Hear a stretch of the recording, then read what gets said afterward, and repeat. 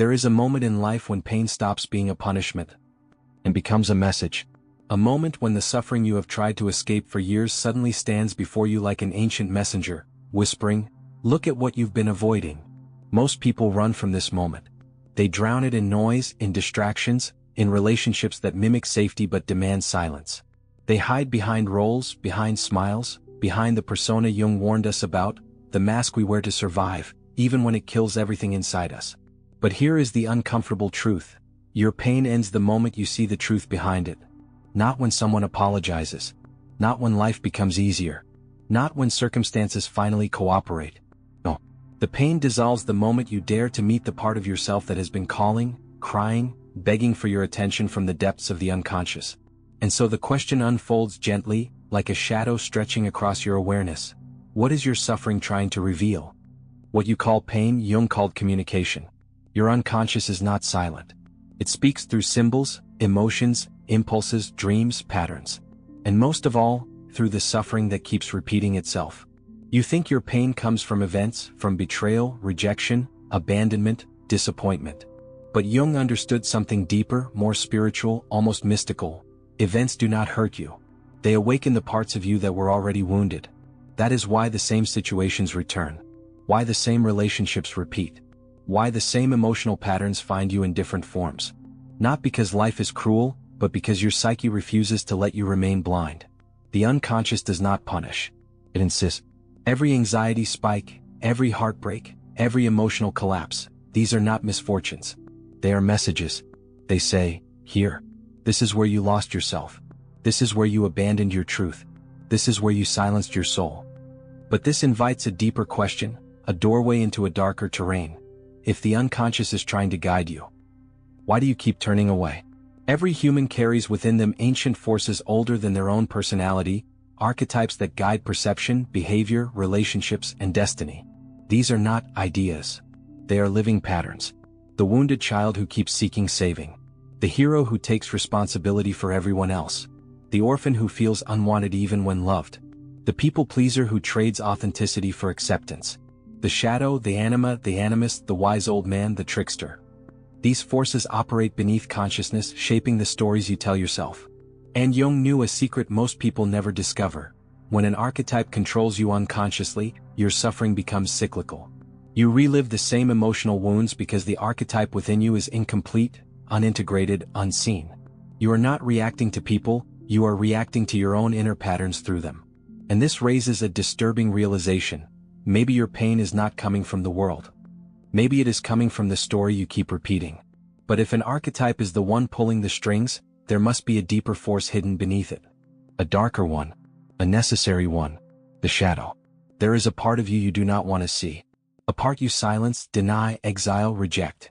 Jung called it the shadow not because it is evil but because it is unseen.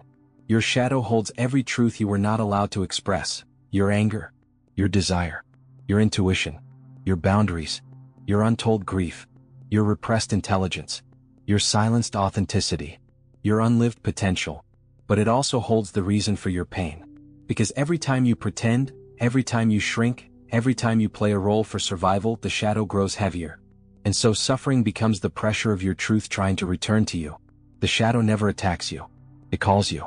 Through the people who trigger you. Through the events that destabilize you.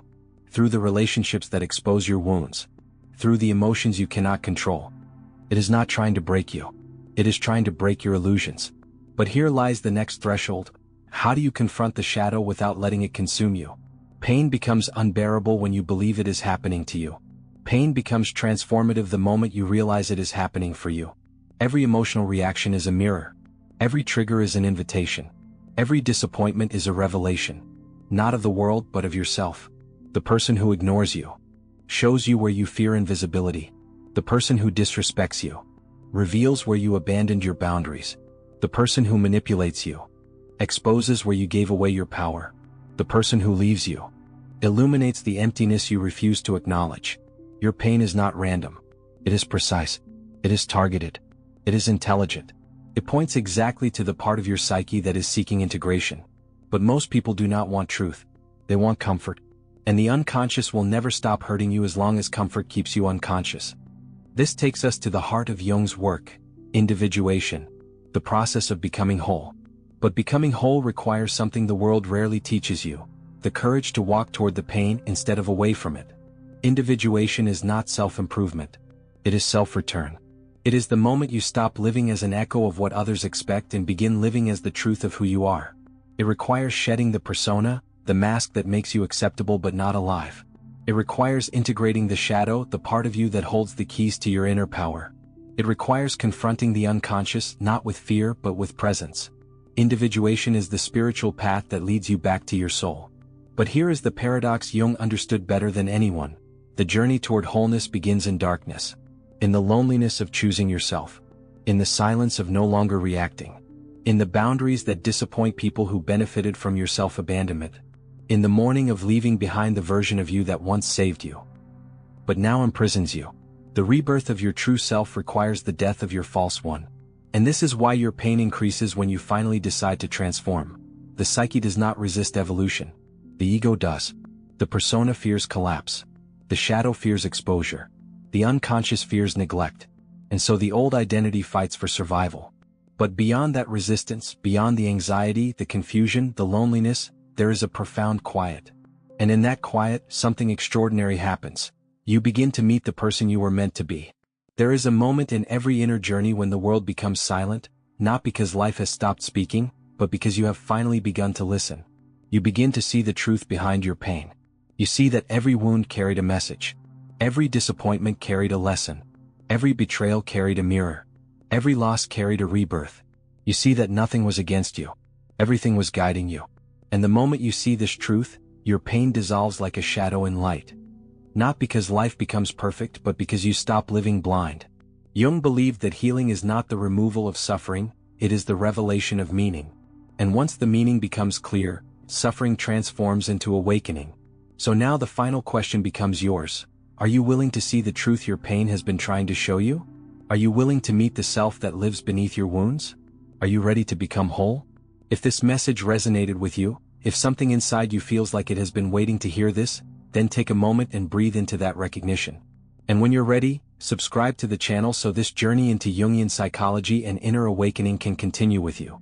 There is much more to discover, much more to remember, much more to become. Your pain ends the moment you see the truth, and the truth begins now.